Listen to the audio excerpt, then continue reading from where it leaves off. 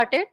And I'm Kalpana Yadav, Assistant Professor, Department of Philosophy and Religion, Banaras Hindu University.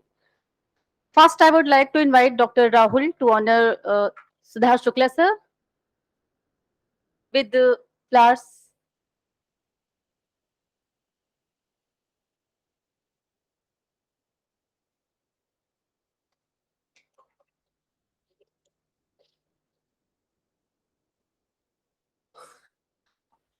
Sir has already delivered lectures in this workshop. So here we see that he is today evaluator in this workshop. So I welcome you, sir. Now the first paper is अभिधम्मत संघों की वर्तमान प्रासंगिकता will be presented by Dr. Shumit Kumar and Dr. Alok Kumar Verma. Please come.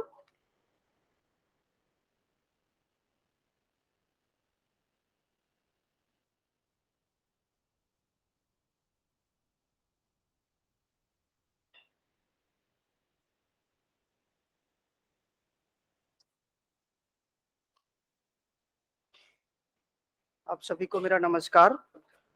मंचासीन आदरणीय गुरुजनों को मेरा बहुत बहुत सादर नमस्कार। मैं सबसे पहले राहुल जी को और बालेश्वर जी को धन्यवाद देना चाहूंगा कि मुझे इस वर्कशॉप में इन्होंने आमंत्रित किया। और मेरे साथ जो दूसरे मुख्य हैं डॉक्टर सुमित जी हैं, जिनको साथ लेके मैंने इस पेपर को लिखने का कुछ प्रयास किया है। और पिछले 6 दिनों में मैंने जो सीखा है इस वर्कशॉप से, उस पर मैं कुछ बताना चाहूंगा अभिधम्मत संघों के बारे में। इससे पहले मैं इस टेक्स्ट को ऐसे ही मतलब साधारण, जैसे कि ठीक है बुद्धिज्म में मैंने पढ़ लिया, पढ़ाना है तो पढ़ा दिया, लेकिन पिछले 7 दिनों में जो मैंने ऑब्जर्व किया और अपने गुरुजनों द्वारा जो मैंने सीखा, उस पर मैं कुछ बताना चाहूंगा आप लोगों को। तो आचार्य अनिरुद्ध द्वारा लिखित यह ग्रंथ लगभग 9वीं से 12वीं शताब्दी के बीच में लिखा गया था। इसकी प्रासंगिकता क्या आज भी है, और अगर है तो क्या सिर्फ नहीं है तो क्या ये सिर्फ एक बौद्धिक खेल मात्र है? जैसा कि विटगेनस्टाइन ने कहा था कि दार्शनिक समस्या अंधेरे कमरे में बंद काली बिल्ली के खोजने के समस्या है। जैसे बिल्ली वहां उपस्थित नहीं है और कोई चीज महत्वपूर्ण है कि नहीं है, इस बात पर निर्भर करता है कि महत्वपूर्ण को मापने की कसौटी कैसे लेते हैं। अगर हम महत्वपूर्ण केवल उन्हीं चीजों को सोचने समझने में लगा दें जो कोई भौतिक वस्तु जैसे पुल इत्यादि बनाए, तो इस गति से केवल विज्ञान ही एक महत्वपूर्ण खोज होगी और अभिधम्मत संघ हो इस कसौटी से कोई महत्वपूर्ण नहीं रखेगा। परंतु जैसे ही हम कसौटी को बदलेंगे, अभिधम्मत संघ हमें भी महत्वपूर्ण लगने लगेगा। यह कसौटी क्या है? हमारे सोचने समझने की क्षमता, चित्त मन को एकाग्र करने और महत्वपूर्ण बनाने की भूमिका भी निभा सकता है। इस कसौटी का मूल्यांकन जैसे ही हम करेंगे तो यह हमें बहुत महत्वपूर्ण लगने लगेगा।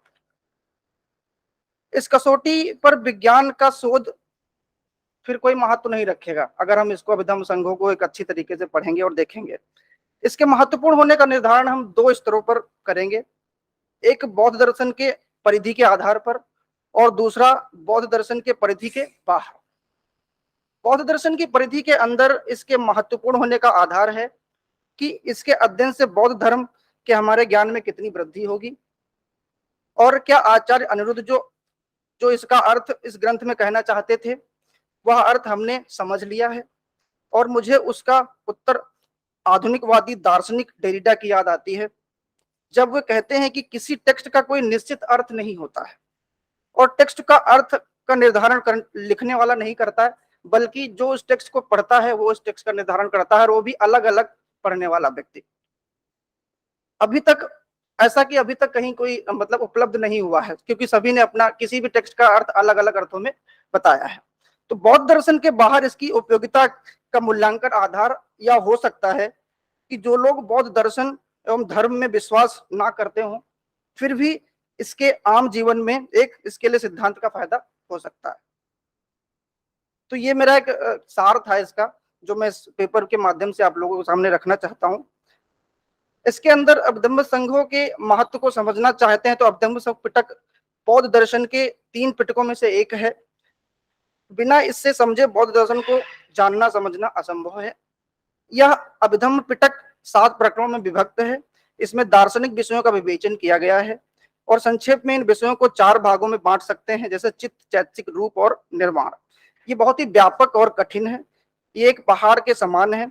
जैसे पहाड़ पर चढ़ने के लिए किसी न किसी सहारे की जरूरत होती है, ठीक उसी प्रकार अभिधम्म पिटक को समझने के लिए अभिधम्म संग्रह एक सहारा है। इसको समझे बिना अभिधम्म पिटक को समझना लगभग असंभव है। और यह असंभव है कि बिना अभिधम्म पिटक को समझे बौद्ध धर्म के विषय में कोई प्रमाणिक बात नहीं की जा सकती। अतः अभिधम्म संग्रह के संदर्भ में ये बात तो प्रमाणित हो गई है कि अभिधम्म संग्रह को समझे बिना बौद्ध दर्शन को नहीं समझा जा सकता है। अब एक बात मन में आती है कि अभिधम्म संग्रह को बहुत सारे लोगों ने समझा और उसका हिंदी, अंग्रेजी एवं अन्य भाषाओं में अनुवाद किया, और पाली विभागों में तो यह एक पाठ्यक्रम के रूप में भी पढ़ाया जाता है। तो अब क्या इस ग्रंथ का महत्व समझने की दृष्टि से समाप्त हो गया है, या क्या ऐसी कई कार्यशालाएं जो हम पिछले 7 दिनों से कर रहे हैं, या इससे कुछ नया निकलने की उम्मीद है? यहाँ पर मुझको उत्तर आधुनिकवादी दार्शनिक डेरिडा का एक सिद्धांत याद आता है। विखंडनवाद के सिद्धांत के अनुसार किसी भी टेक्स्ट का कोई निश्चित अर्थ नहीं होता है, जैसा कि मैंने अभी अपने पिछले उसमें बताया था आप लोगों को। तो जो जितनी बार इस टेक्स्ट को पढ़ेंगे उसका अर्थ अलग अलग निकालते रहेंगे। इस दृष्टि से यह कार्यशाला भी महत्वपूर्ण है, क्योंकि इसमें भी अभिधम्म संग्रह का एक नया अर्थ निकलना चाहिए, और निकला होगा, आप सभी ने सीखा होगा इस चीज को। तो बौद्ध दर्शन के बाहर मूल्यांकन से मेरा तात्पर्य है कि जो लोग इस सिद्धांत को नहीं मानते वे भी अभिधम्म संग्रह के सिद्धांत से लाभान्वित होंगे और हो सकते हैं। मेरे विचार से हाँ, आप बौद्ध धर्म को माने या ना माने, किसी भी धर्म को माने ना माने तक, और आध्यात्मिक भी ना हो, शुद्ध रूप से भौतिकवादी और सुखवादी हो और केवल भौतिक सफलता की कामना करते हो, क्या बिना मन को एकाग्र किए हुए ऐसी भौतिक सफलता पाई जा सकती है? उदाहरण, मुझे एक बहुत बड़ा मकान खरीदना है, इसके लिए मुझे कुछ पैसों की जरूरत है, और पैसे कमाने के लिए मुझे कोई उद्यम करना होगा या पढ़ाई करनी होगी। मैं अब आप लोगों से पूछता हूं कि किसी को आईआईटी पास करना हो या उसे किसी चीज की जरूरत हो, तो मेरे विचार से वह चीज को चित्त या मन की एकाग्रता के बिना संभव नहीं है। बस just a minute please. So last में मैं कहना चाहूंगा, अगर मैं अभिधर्म संघों का लक्ष्य मेरे हिसाब से निर्वाण है, परंतु स्थूल रूप में देखें तो आज के युग में बहुत कम व्यक्ति या कोई नहीं इस तरह से निर्वाण प्राप्त करना चाहता है। परंतु सूक्ष्म विश्लेषण करने पर हम पाते हैं कि निर्वाण का अर्थ दुखों से मुक्ति है। इस अर्थ में इसका महत्व भूत, भविष्य, वर्तमान सभी जगह है, क्योंकि जितनी भी प्रगति की है या जितनी भी प्रगति करेगा वह सब दुखों से मुक्ति के लिए है। Thank you so much.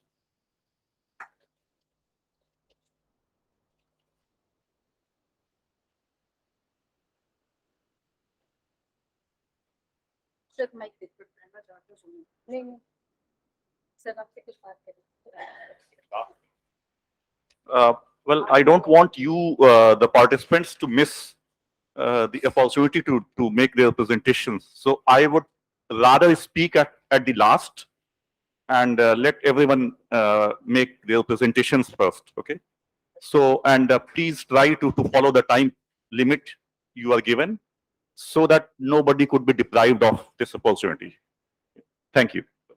Next. Please keep in mind that you have been given only 5 minutes for presentation. Okay.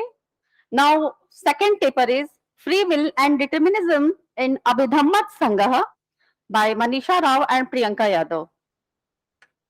Come on, Manisha. Please come.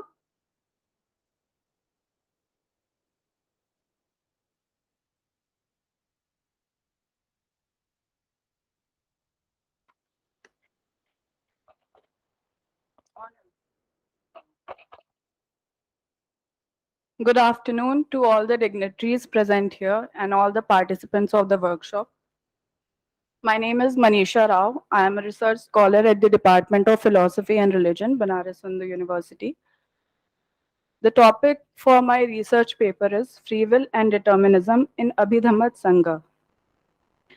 There are two contesting views about the age-old philosophical problem of free will. That is, whether the human will is predetermined or is it free to act.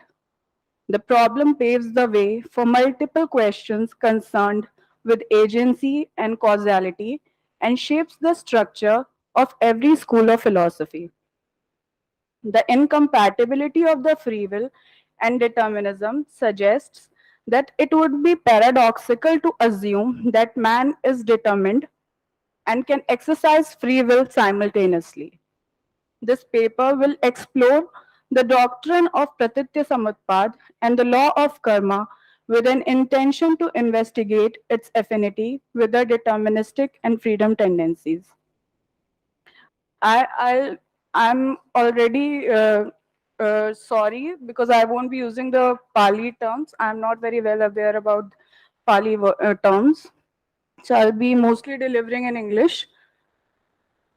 Determinism is the philosophical doctrine that every event or state of affairs, including every human decision and action, is the inevitable and necessary consequence of antecedent states of affairs. It argues that every event has a cause, implying that every event is necessitated. Human actions are a species of events, and so they are also necessitated. Determinism and the theory of dependent origination. The theory of causality is crucial for determinism because it is the fundamental principle that determines, produces, or conditions an effect. The causal laws account for the concept of determinism so much so that it can be defined as the general philosophical thesis which states that for everything that ever happens, there are conditions such that given them nothing else could happen. Pratitya Samutpad, or the doctrine of dependent origination, can be described as a natural law that all phenomena, mental or physical, are dependent on conditions for their occurrence. There is nothing that occurs independently, isolatedly, or fortuitously. There is nothing separate, nothing standing alone.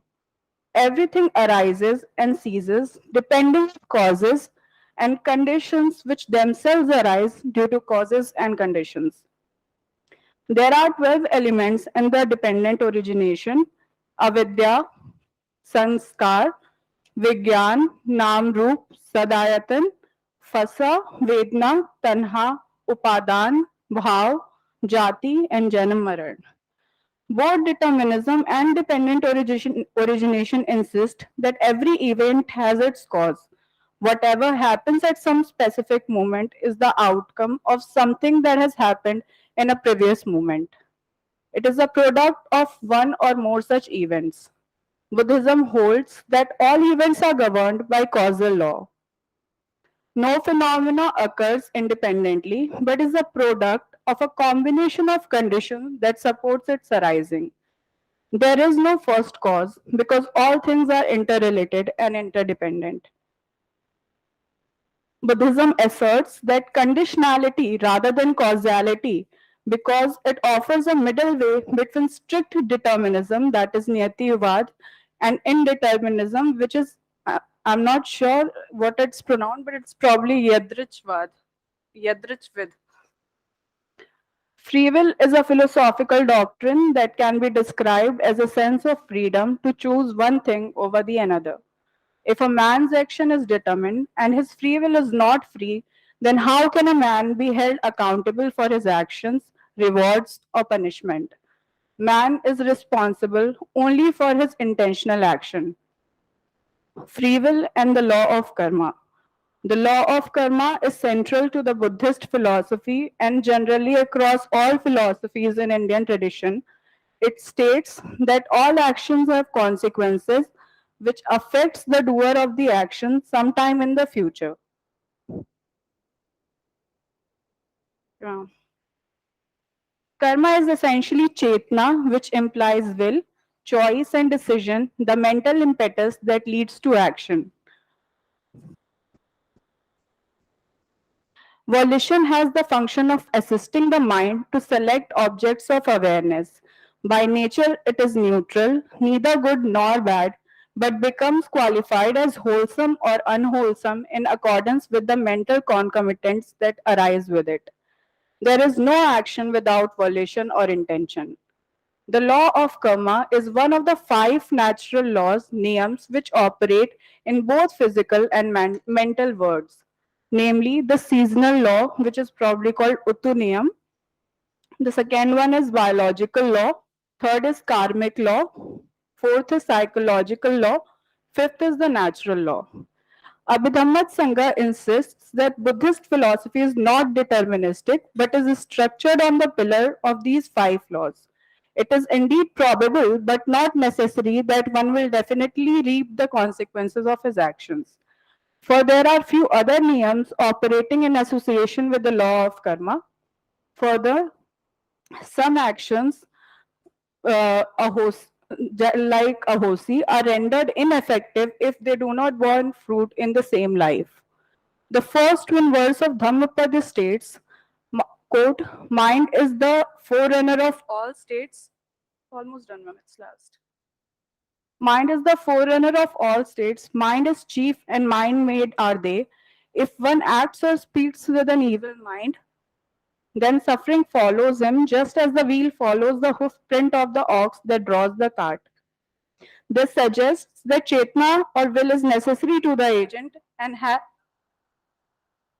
the implicit potential to dilute or concentrate the consequences of committed action that follows. Thank you.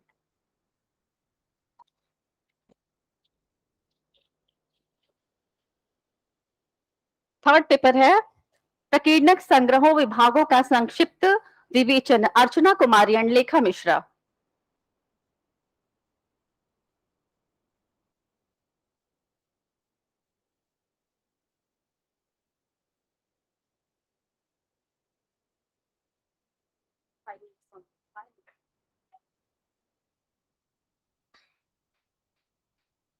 Good afternoon. Good afternoon to all of you, sir, and all of you participants. Please speak to the mic. Yes.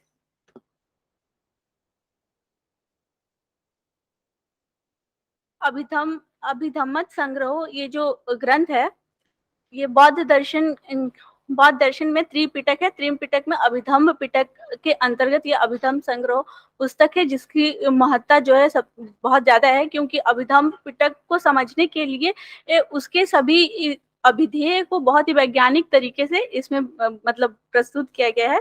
और ये पुस्तक जो है 9 परिच्छेदों में लिखी गई है, जिसमें से प्रथम परिच्छेद में केवल चित्त का और द्वितीय परिच्छेद में चैतसिक का वर्णन है। तृतीय परिच्छेद में पढ़िक संग्रह विभागों जिसको कहा गया है, उसके अंतर्गत जो चित्त है और जो चैतसिक है, तो चित्त जो होता है एक ही है और चैतसिक जो होते हैं वो 53 है। उनके लक्षणों के अनुसार चित्त भी अनेक होते हैं, चित्त भूमि और जाति के अकॉर्डिंग, बस इसको अब आलंबन विभाजन के अंतर्गत एक ही स्वरूप के अंतर्गत रखा गया। इसलिए ये दोनों मिला के 52 और 1 मिला के 53 ये आपके धर्मों का जो विवेचन है वो वेदना के अंतर्गत 6 संग्रहों के में इस तृतीय परिच्छेद के अंतर्गत इसका वर्णन किया गया, जो कि है वेदना संग्रह, हेतु संग्रह, कृत्य संग्रह, द्वार संग्रह, आलंबन संग्रह और वस्तु संग्रह। जो प्रथम वेदना संग्रह उसमें सुप्त पिटक के अंतर्गत संयुक्त निकाय में केवल एक ही वेदना के बारे में बात किया गया है, जबकि यहाँ अभिधम्म पिटक के धम्म निकाय के अंतर्गत मातिका वेदना के अंतर्गत 3 वेदनाओं के बारे में बात की गई है। और इसी को आधार बनाकर आचार्य अनिरुद्ध ने इसमें 3 और 5 वेदनाओं के बारे में बात की है, जिसके अंतर्गत आलंबन अनुभव के अंतर्गत 3 और विभेद संग्रह के द्वारा इंद्रिय विभेदन के द्वारा 5 प्रकार के वेदनाओं के बारे में बात की गई है। और सुख दुख उपेक्षा ये 3 वेदनाएं हैं आलंबन अनुभवन के द्वारा। सुख दुख उपेक्षा सौमनस्य दौर्मनस्य ये 5 प्रकार की वेदनाएं जो है इंद्रिय विभेदन के द्वारा बताए गए हैं, जिसके अंतर्गत यहाँ पे सुख वेदना जो होती है एक ही होती है, दुख वेदना भी एक ही होती है, सौमनस्य वेदना 2 है, दौर्मनस्य वेदना 2 है और सौमनस्य वेदना 62 चित्तों का वर्णन किया गया और इन सभी वेदनाओं का जिस संग्रह में वर्णन किया गया है वो आपका वेदना संग्रह कहा जाता है। हेतु संग्रह भी 6 प्रकार के हैं, जिसमें लोभ दोष मोह अलोभ दोष मोह। ये लोभ दोष मोह और अलोभ दोष मोह ये कुशल और अकुशल हेतुओं के बारे में वर्णित किया गया है, जिसके अंतर्गत आपके ये कुशल और अकुशल हेतु आते हैं। फिर उसके बाद कृत संग्रह में कोई भी कार्य के लिए कोई भी मतलब मनुष्य कोई भी कार्य करता है तो उसका कृत्य होता है, इसलिए इस संग्रह में भी 14 कृत्यों के बारे में वर्णित किया गया, जैसे प्रतिसंधि, भंग, दर्शन, श्रवण, घ्राण, आस्पन, स्पर्श, आवर्जन, सम्यक संधि, संधि, व्यावस्थान, जावंत, आलंबन, तुज आदि। द्वार संग्रह, इसमें भी 6 द्वारों के बारे में बात किया गया, अर्थात जो भी कार्य हम करते हैं उसके कोई द्वार होता है जिसके द्वारा ही हम चीजों को ग्रहण करते हैं, तो इसमें वो 6 द्वार के बारे में बात किया गया, चतुर्थ द्वार, श्रोत द्वार, घ्राण द्वार, जिह्वा द्वार, काय द्वार और मनो द्वार। आलंबन संग्रह में भी 6 आलंबन बताए गए हैं, जैसे शब्द, रूप, गंध, स्पर्श, स्पष्ट और धर्म। ये 6 आलंबन है जिसके द्वारा जो है चित्त और चैतसिक जो है अपने अपने आलंबनों के द्वारा यहाँ पे ग्रहण किए जाते हैं। वस्तु संग्रह में 6 वस्तुएं प्रतिपादित हैं, जैसे चाक्षुष से श्रोत, घ्राण, जिह्वा, काय और हृदय। चित्त चैतसिक के आकर्षण को वस्तु कहते हैं। चित्त इन वस्तुओं में आश्रित होकर विषयों का ग्रहण करते हैं। इसमें इन 6 विधियों के आधार पर चित्त चैतसिक धर्मों का विभाजन किया गया है, उसे ही वस्तु संग्रह कहते हैं। और इन 6 विधि संग्रहों का ज्ञान अत्यंत अपेक्षित है। इनके ज्ञान से चित्त चैतसिक संबंधित ज्ञान परिपूर्ण है, इसके अभाव में चित्त चैतसिक ज्ञान अपूर्ण होता है, इसीलिए यहाँ पे इस परिच्छेद में इनका वर्णन करना अति आवश्यक है। Thank you.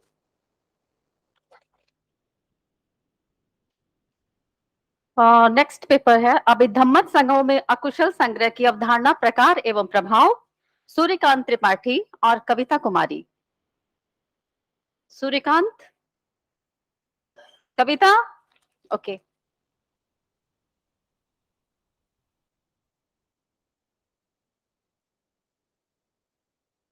सर्वेभ्यो नमः। मैं कविता कुमारी संप्रति दर्शन एवं धर्म विभाग में शोधरत हूँ। मेरे पत्र का शीर्षक है अभिधम्मत संग्रहों में अकुशल संग्रहों की अवधारणा, प्रकार एवं प्रभाव। बौद्ध साहित्य के दार्शनिक पक्ष का अत्यंत महत्वपूर्ण ग्रंथ अभिधम्मत संग्रहों बौद्ध धर्म में स्वीकृत 4 परमार्थ सत्य, चित्त, चैतसिक, रूप एवं निब्बान के विस्तृत विवेचन का संकलन है। हमारे समस्त जीवन प्रक्रिया को समझने के लिए एवं निब्बान की आवश्यकता को समझने के लिए चित्त एवं चैतसिकों के विभिन्न प्रकारों के संकलन को जानना आवश्यक है। अभिधम्मत संग्रहों के 7वें परिच्छेद में ऐसे 4 संग्रहों की व्याख्या की गई है जो हमारा जीवन पथ निर्धारित करते हैं। ये हैं अकुशल संग्रह, मिश्रक संग्रह, बोधिपक्षीय संग्रह, सभ्य संग्रह। अकुशल संग्रह, जैसा कि नाम से ही स्पष्ट है, यह अकुशल चित्तों का संग्रह है। यह हमें राग, द्वेष, मोह आदि के बंधन में जकड़ने की प्रक्रिया है। अकुशल संग्रहों में मुख्यतः आसव, ओघ, योग, गंथ, उपादान, निवरण, संयोजन, अनुसय एवं क्लेश की चर्चा की जाती है। अब हम एक एक करके सभी के प्रकार, विशेषता व हमारे जीवन में पड़ने वाले उसके प्रभाव की व्याख्या करते हैं। आसव, जब नकारात्मक प्रवृत्तियां लंबे समय तक हमारे जीवन चक्र को संचालित करती हैं, जब हम पूरी तरह अपने इंद्रियों के वश में होते हैं, तब यह अवस्था आसव कहलाती है। आसव 4 प्रकार के हैं: काम आसव, भवासव, दिट्ठासव, अविज्जासव। त्रिविध तन्हा, काम तन्हा, भव तन्हा, विभव तन्हा में आसक्त रहने, काम प्रवृत्ति में लीन रहने की स्थिति कामासव कहलाती है। इस संसार में बार बार आने की प्रवृत्ति भवासव कहलाती है। यह प्रवृत्ति हमारे द्वारा किए गए शोधन के सारे प्रयासों को समाप्त कर देती है।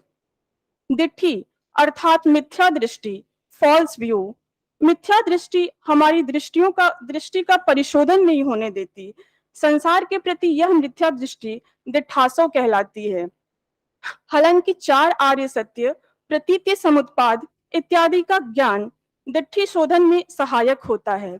नेक्स्ट है अविज्जा अर्थात अविद्या, मोह। धम्म स्वभाव पटिच्छादान लक्षण अविद्या, अर्थात धर्म के स्वभाव को ढक देना ही अविद्या है। जो असत्य है उसे सत्य मानना, जो अनित्य है उसे नित्य मानना ही अविद्या है। इस प्रकार काम, भव, दिट्ठी एवं अविद्या का लंबे समय तक हमारे जीवन में क्रियाशील रहना आसव है। दूसरा है ओघ, अवत्थरित्वा हनन्तीति ओघा। ओघ का अर्थ है बाढ़, फ्लड। ओघ हमारे सात्विक विचारों के पूर्णतः नष्ट होने की अवस्था है। ओघ के 4 प्रकार हैं, काम ओघ, भव ओघ, दिट्ठी एवं अविद्या ओघ। जब काम भवादि हमें अपने में पूर्णतः डुबो देते हैं, जब हम इनके आदी हो जाते हैं, तब यह ओघ की अवस्था कहलाती है। तीसरा योग, योग का शाब्दिक अर्थ जोड़ना है। सामान्यतः योग शब्द का प्रयोग हम आत्मा परमात्मा के संयोग अर्थात सकारात्मक रूप में करते हैं, परंतु यहाँ इसका अर्थ विशिष्ट रूप में लिया जाता है। चूंकि यह अकुशल संग्रह का भाग है, तो इसकी व्याख्या भी नकारात्मक ही होगी। वट्टस्मि सत्य योजन्तीति योगा, वह धर्म, वह प्रवृत्ति जो हमें दुख से जोड़े, सफरिंग से जोड़े, योग कहलाती है। जब आसव ओघ हमें दुख की स्थिति में लाते हैं, तब हम उसे योग की संज्ञा देते हैं। पुनः यह भी 4 प्रकार के हैं, काम योग, भव योग, दिट्ठी योग एवं अविद्या योग। जब काम, भव, दिट्ठी, अविद्या निरंतर हमारी प्रक्रिया में जुड़ते जाते हैं, तब क्रमशः उपरोक्त योगों की स्थिति उत्पन्न होती है। नेक्स्ट गंथ, गंथेन्ति इति काय गंथा। शरीर को विभिन्न प्रकार की कुप्रवृत्तियों से जोड़ना ही गंथ कहलाता है। गंथ 4 प्रकार के हैं। ओके, मैं बीच की चीजों को स्किप करती हूँ, कंक्लूड करती हूँ। क्लेश, किलेसेन्ति उपतापेन्तीति किलेशा। स्पष्ट है, जो हमें क्लेश देते हैं, तप्त करते हैं, दुख देते हैं, ऐसे धर्म क्लेश हैं। यह हमारे प्यूरिफिकेशन प्रोसेस को बाधित करता है। यह हमारे लक्ष्य अर्थात निब्बान तक पहुंचने में बाधा उत्पन्न करता है। लोभ, दोष, मोह, मान, दिट्ठी, विचिकित्सा, थीन, उद्धच्च, अहिरीक, अनुतप्प, इन 10 प्रकार में कुल 1500 क्लेश की व्याख्या मिलती है। इस प्रकार अकुशल संग्रह में हम कुल 10 दुष्ट प्रवृत्तियों का संग्रह पाते हैं, जिनका मुख्य उद्देश्य हमारी समस्त सांसारिक व शारीरिक प्रक्रिया को दूषित करना होता है, हमें निब्बान से दूर ले जाना होता है। धन्यवाद।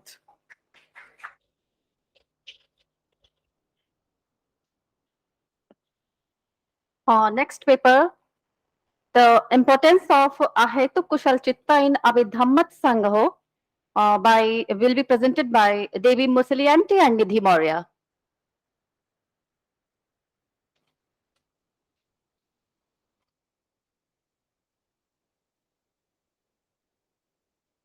Thank you, ma'am, and good afternoon to all of you. Myself, Nidhi Maurya, research scholar, Department of Philosophy and Religion. Today, my topic is the importance of Ahetuka Kushala in Abhidhammata Sangha. Introduction. The article is intended. This article is intended to describe Kushala Chitta and the situation which is based on the Chitta condition. Hetuka Kushala Vipaka Chitta constrains 8 Chittas as part of 18 Hetuka Vipaka Chitta. According to later composition, Hetuka Vipaka Chitta is composed by a Hetu, Vipak and Chitta. Here Hetu means roots and Chitta means consciousness. There are 3 roots. Some are goods and some are bad roots. Lobha, dosha, moha, alobha, dosha, moha. Here these 6 roots are the resultant and functional. However, in this consciousness, Chitta in the Ahetu Vipaka Chitta arise without these 6 roots. That is why this Chitta is called Ahetuka, means without roots, because they are a result of our past action or karma.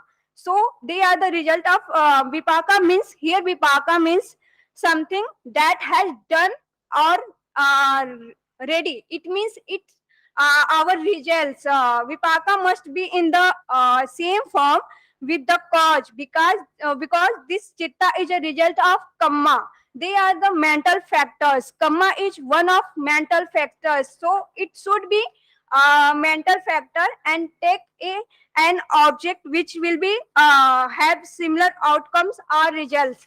Vipaka is the consciousness which become a result and also a patisandhi.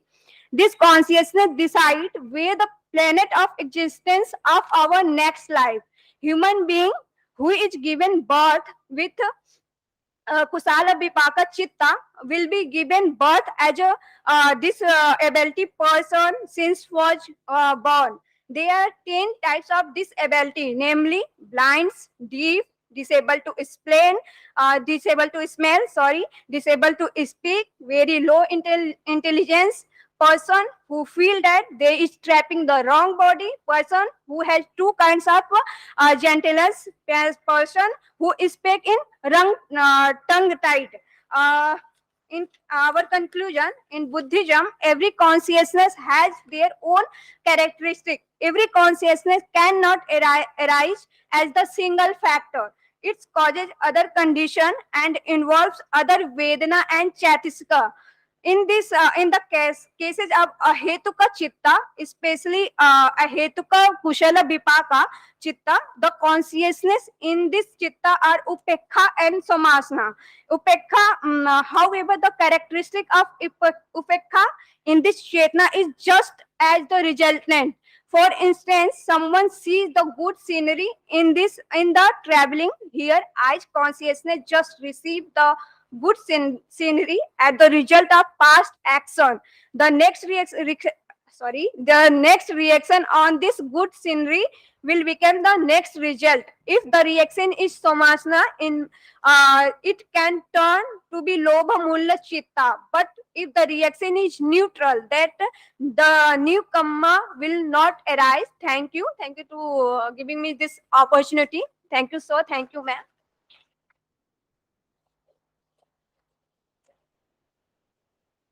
Next paper, Buddhanusakti, Development of Concept of Meditation Techniques, Remembrance of the Enlightened, by Deni Kapoor and Sonam Phalke.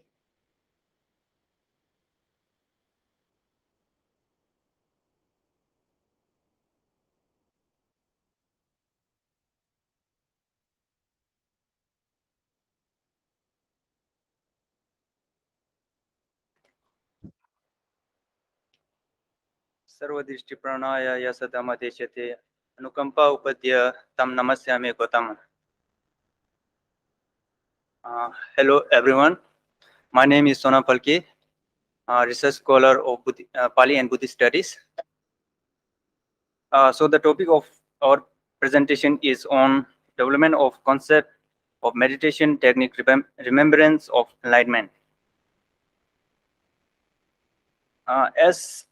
As we all know that at present there are 4 great religions around the world: Hinduism, Buddhism, Christianity, and Islamism.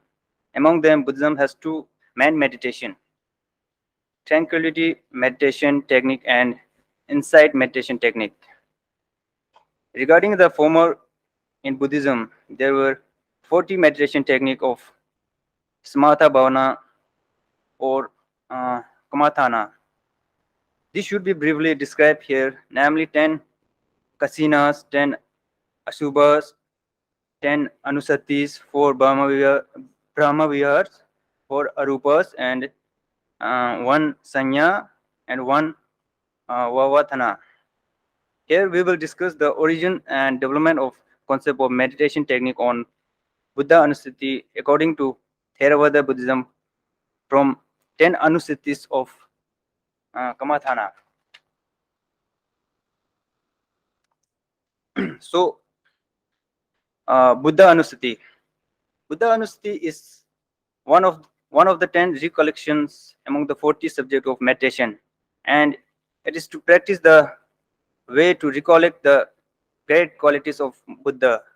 The Buddha was an embodiment of all great virtues. He is the highest morality, profound concentration, and penetrative wisdom, unsurpassed and unparalleled in human history. Although the qualities of the Buddha are infinite and immeasurable.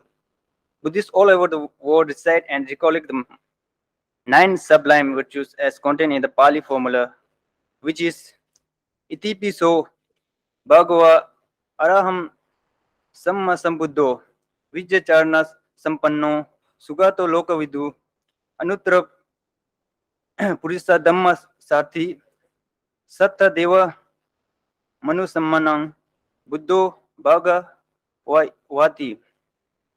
This means that the Buddha has 9 attributes. By this reason, he is worthy of honor, fully enlightened one, endowed with knowledge and conduct, well gone and well spoken one, knower of word, incomparable, charioteer of man, teacher of gods and man, enlightened and noble one. In our daily devotional exercise, nevertheless, these Buddha's qualities have not yet been found by specific number, but these have been seen in every Nikayas. The meaning of Buddha Anusati. Buddha Anusati consists of 2 words, Buddha and Anusati. Buddha means the quality of Buddha, and the recollection inspired by the enlightened one is recollection of Buddha. This is a term for mindfulness with the Buddha's particular virtue as its object. Anusati means mindfulness itself is recollection because it arises repeatedly, alternately. The mindfulness sati that is proper for a cleansed man gone forth out of faith, since it occurs only in those intents which it should happen in his recollections.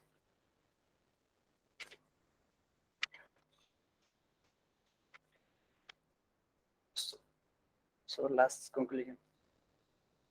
To sum up the article, Buddha Anusati, the development of concept of meditation technique has 2 objectives mainly. They are to explore the origin and meaning of the qualities of the Buddha and to analyze the development of concept of the meditation technique about the Buddha Anusati according to the Theravada Buddhism. As mentioned above, it is evidence that the Buddha intrinsically propounded meaningful qualities without number, because this cannot be accounted for how much as how many. But in a very later text, sub-commentary, they were defined as exact number correspondingly. Therefore, the historical exposition of doctrine of Buddha Anusati that can be traced either in the Pali canon commentaries or sub-commentaries are all different, respectively. Thus, if the Buddhists can recognize the Buddhist source of this difference in intelligence, the teaching of the Buddha would not be misguided. And also, the formula itself is general expression of the Buddha qualities, and it has been cited both as proclamation about the Buddha, which is known as Evam Klyano Kiti Saddo Abhugato. But there is no exact number to develop and learn by heart from the Buddha time. Later on, from the 12th century AD, after the Buddha death, the development of concept of Buddha Anusati has been an evolution and charging respectively. These great qualities of Buddha could serve as a subject for meditation if the various interpretation of each particular term are carefully scrutinized and their actual intent and essence grasped and observed. So the number is not essential. Nevertheless, the quality of Buddha are immeasurable, and all this immeasurable quality are included in these 9. Thank you.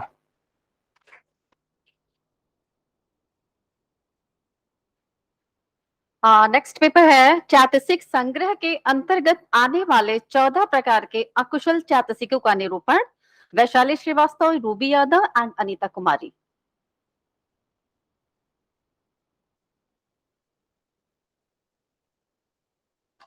सभागार में उपस्थित सभी विद्वज्जनों को मेरा प्रणाम है। मैं Ruby Yadav, शोध छात्रा दर्शन एवं धर्म विभाग।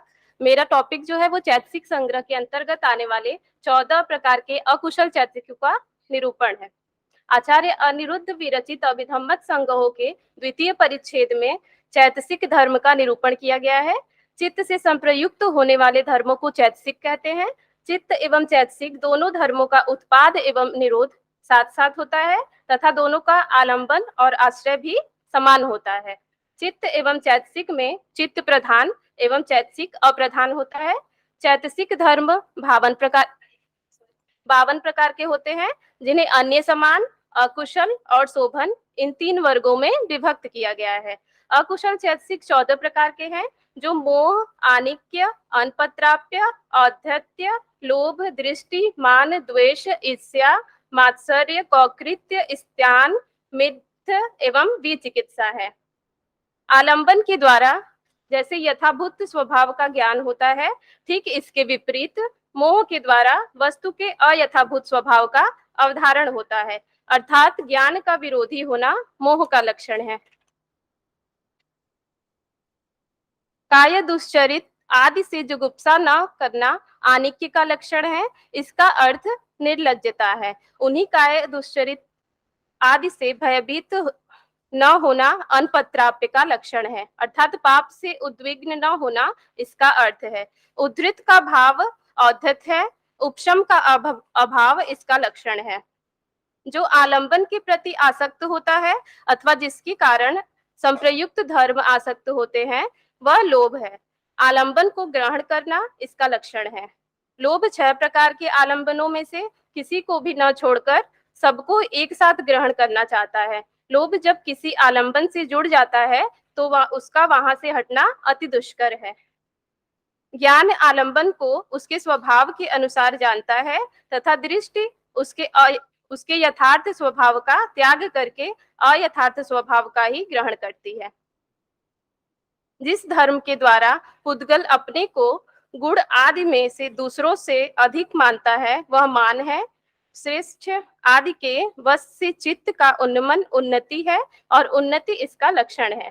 काय एवं चित्त को जो दूषित करता है अर्थात विकृत या नष्ट करता है, वह द्वेष अकुशल चैतसिक है।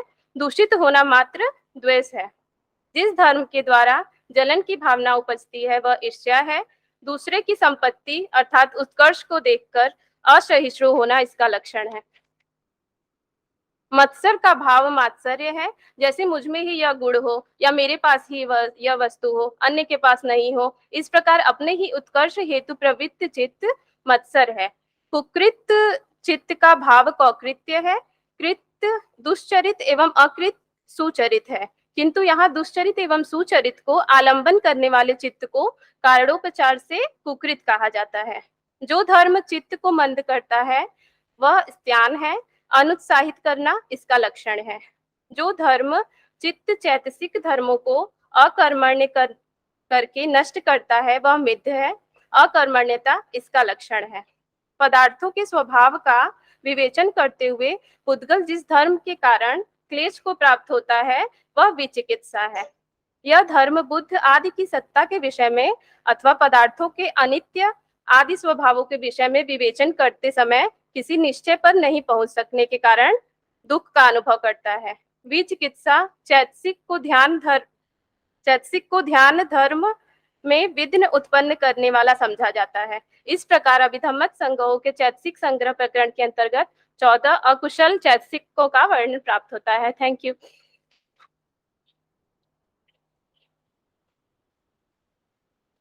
नेक्स्ट पेपर है अभिधम्मत संघों में चैतसिक स्वरूप, बाय कोमल शाह, निशा एंड प्रदीप कुमार गोंड।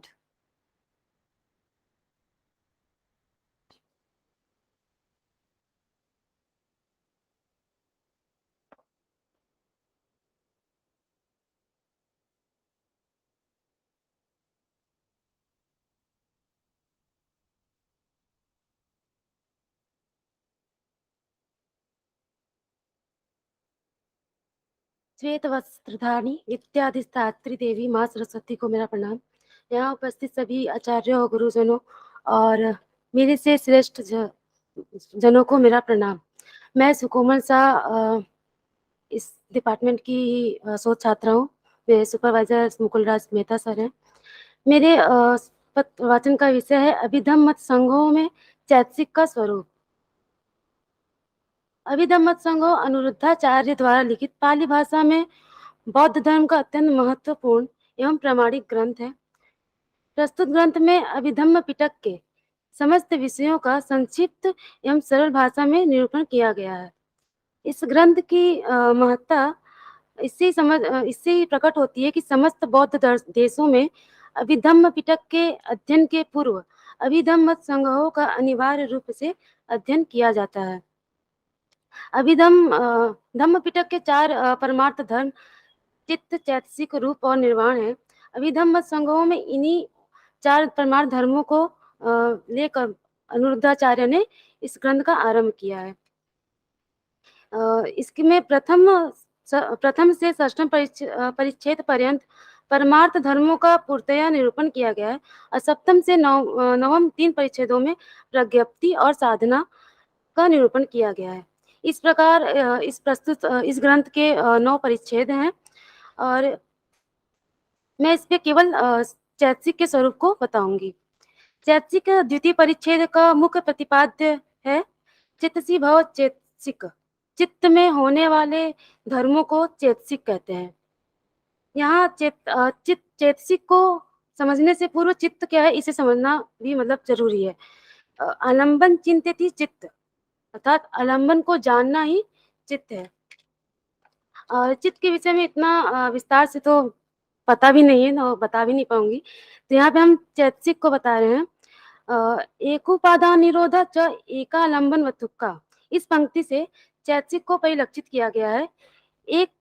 एकोपादान निरोध से तात्पर्य जिसकी उत्पत्ति एवं निरोध एक साथ हो, और एकालंबन वस्तु से तात्पर्य जिसका आलंबन एवं आश्रय एक हो। अब जिज्ञासा होगी किसके साथ उत्पत्ति हो, किसके साथ उसका निरोध हो, तो चित्त के साथ, अर्थात चित्त के साथ सदा संयुक्त रहते हैं, ऐसे धर्मों को चैतसिक कहते हैं। और चैतसिक की उत्पत्ति चित्त के साथ ही इसकी उत्पत्ति और इसका निरोध होता है। इसे इस तरीके से समझ सकते हैं, चेतसी भव चेतसिका। एतत् वाक्य से चैतसिक को स्पष्ट समझा जा सकता है, तथा चित्त से संबद्ध होकर उत्पन्न होने वाले धर्मों को चैतसिक कहते हैं। चैतसिक का चित्त के बिना, जैसा बताया था कि उत्पत्ति या निरोध उसके साथ ही होगा। सर ने भी बताया था साथ जिएंगे साथ मरेंगे, ऐसे ही ये चैतसिक चित्त के बिना नहीं हो सकता। यहाँ चित्त प्रधान है और चैतसिक अप्रधान है। चैतसिक के अप्रधान होने पर भी ये कुशल, अकुशल, विपाक और क्रिया चित्त से चित्त को 4 भागों में विभाजित करते हैं। ग्रंथकार ने चैतसिक को 3 भागों में विभाजित किया है: अन्य समान चैतसिक, अकुशल चैतसिक, शोभन चैतसिक। अन्य समान चैतसिक क्या है? अन्य समान चैतसिक, जो चैतसिक अन्य विध चैतसिकों के समान होते हैं, वे अन्य समान है। अर्थात चैतसिक केवल अकुशल चित्तों या केवल शोभन चित्तों में संप्रयुक्त नहीं होते हैं, दोनों में यथा योग्य संयुक्त होते हैं। ऐसे चैतसिकों को अन्य समान चैतसिक कहते हैं। अन्य समान चैतसिक 13 प्रकार के हैं। उन 13 प्रकारों का तो वर्णन नहीं कर पाऊंगी, जिसमें बस ऐसे हैं कि स्पर्श आदि 7 चित्त हैं, उन्हें सर्वचित्त साधारण चैतसिक कहा जाता है। और वितर्क आदि जो 6 जो है चैतसिक, उनको प्रकीर्णक चैतसिक कहते हैं। प्रकीर्णक चैतसिक जो शोभन एवं अशोभन दोनों प्रकार के चित्तों से यथा योग्य संप्रयुक्त होते हैं, वो प्रकीर्णक चैतसिक है। अकुशल चैतसिक मोह, अहिरी आदि जो 14 अकुशल चैतसिक हैं, जो कि यथा योग्य अकुशल चित्त में ही संप्रयुक्त होते हैं। और नेक्स्ट है शोभन चैतसिक, जो श्रद्धा, स्मृति आदि जो 25 शोभन चैतसिक होते हैं, जो कि सर्वथा शोभन चित्तों के साथ ही संप्रयुक्त होते हैं। यह कभी अकुशल या अहेतुक चित्तों से संप्रयुक्त नहीं होते हैं। इस प्रकार 13 अन्य समान चैतसिक, 14 अकुशल चैतसिक और 25 शोभन चैतसिकों को पूर्ण में मतलब संयुक्त किया जाए तो टोटल 52 चैतसिक होते हैं। धन्यवाद।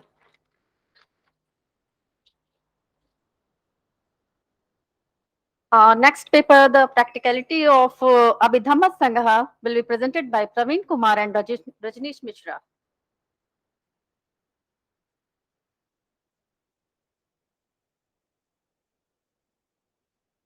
Respected President and dear participant and scholars, myself Rajneesh Mishra, Research Scholar, Department of Philosophy and Religion.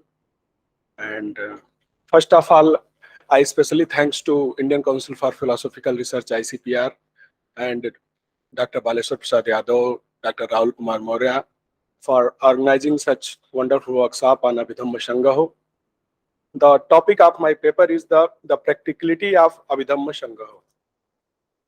In this paper, we would like to do a close analysis of the Abhidhamma Sangaho, compendium of Abhidhamma philosophy written by Sri Lankan monk named Acharya Aniruddha Mahathera, sometime between the 18th and 20th century. Through the detailed comparison of Abhidhamma Sangaho, its source, I am able to demonstrate that the text represents an important innovation in the Abhidhamma tradition. First of all, in the Sangha, the building blocks of its the primary source are rearranged by degrees of meditative attainment. We will see that the Sangha's author systematized the prior material into the clearly satisfied map of meditative states. Also in his compendium, Aniruddha include the section of Buddhaghosh Vishuddhamagga, a text that is not the part of a canonical or precious because of it complemented the conception of Abhidhamma as a guide to the practice of Theravada meditation. In the second half of my this study, I examined the influence that Aniruddha's innovations had on future representation of both the Abhidhamma tradition and Theravada in general. Several Abhidhamma specialists characterize Abhidhamma activity in ancient India as an effort of construct to guide for the practice of meditation. Here a question arises that what is Abhidhamma? The term Abhidhamma refers to the both a system of philosophy and a set of texts. The system consists of the minute of methodological analysis of various aspects of teaching put forward by Buddha in the sermons. These analyses are generally encoded in this list. The most important of these lists are contained in the textual core of Abhidhamma tradition. The Abhidhamma Pitak, one of the three major divisions of Tripitak, the Theravada canon of scripture.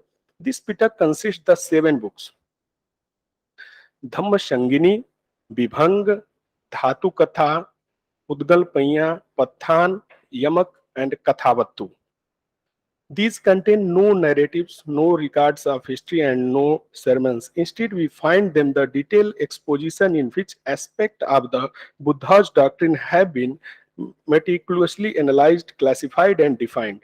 And the expert we will help clarify the nature of these texts and the method of analysis they represent. And the two central idea of my paper is the Lady Shadow Source is a medieval compendium of Abhidhamma philosophy called that the Abhidhamma Sangha. The present study on a close examination of the Abhidhamma Sangha, its relationship to the Abhidhamma tradition that come before and after it. Two arguments are the central to my study. First, I demonstrate the Abhidhamma Sangha represent two significant innovation in Abhidhamma. The first innovative aspect of this text is the reorganization and the constituents of reality taken from the Abhidhamma Pitak so that they are ordered by degree of meditative attainment. We will see that the Sangha author systematized the material into a clearly satisfied map of meditative stance, the leading to the Nibbana. The second innovation in the Abhidhamma Sangha is the inclusion of material from the Vishuddhamagga, a Theravada commentary written by Buddhaghosh in the 15th century. This text is not historically considered to be a part of Abhidhamma corpus of literature. It is neither taken from nor is it is a commentary on any of the 7 books of the Abhidhamma Pitak. I will discuss the significance of the fact that is his manual Aniruddha excludes certain books of the Abhidhamma Pitak in favor of the Vishuddhamagga.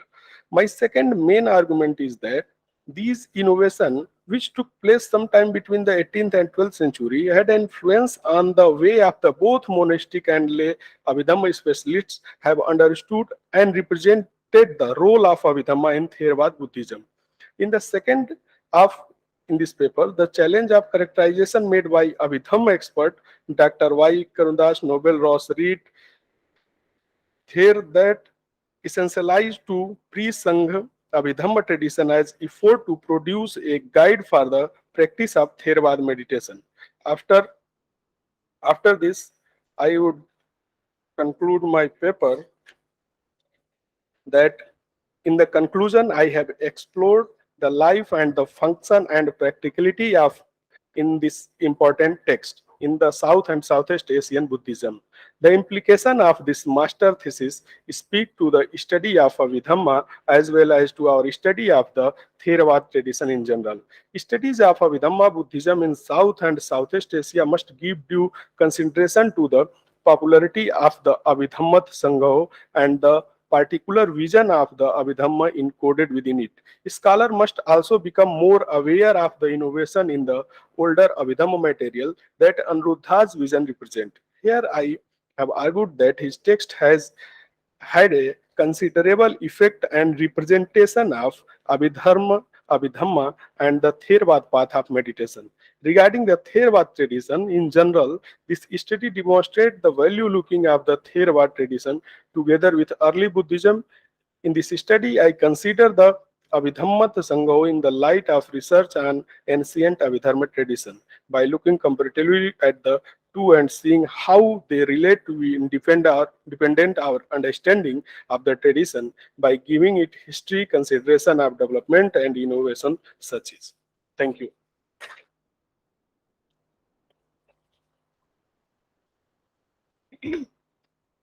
Now the last paper, an inquiry into the process of knowing with special reference to Abhidhamma Sangha, will be presented by Dr. Neeti Singh, Dr. Kalpana Yadav and Dr. Priyanka Mishra.